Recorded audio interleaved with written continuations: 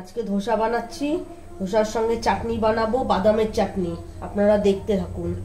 বাদামটাকে শুকনো খোলায় আমি ভেজে নেব, একটু তেল দেব না, খালি ভাজবো।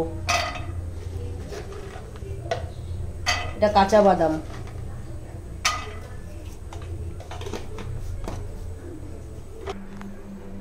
হ্যাঁ, ধোসার চাটনিটা বানাচ্ছি।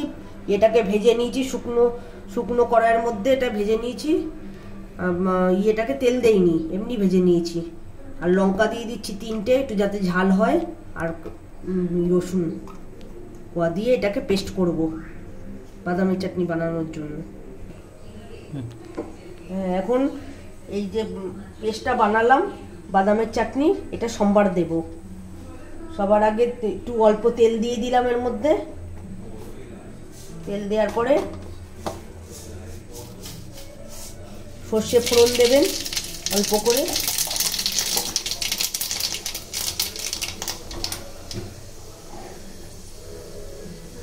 সাদা জিরে ফোড়ন দেবেন, দিয়ে কারি পাতা, আমাদের বাড়িতে গাছ আছে, সেই গাছ থেকে আমি পেরে এনেছি, সেই কারি পাতা দিয়ে দিচ্ছে বলতে।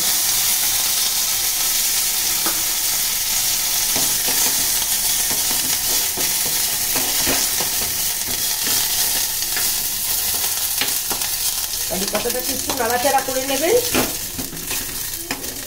দিয়ে নামিয়ে নেবেন। এটা হয়ে গেলে চাটনির মধ্যে মিক্স করে দেবেন।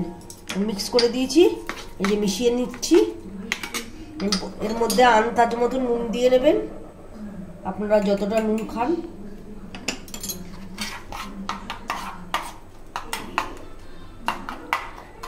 আমার বাদামের চাটনি রেডি ধোসার সঙ্গে খাওয়ার জন্য।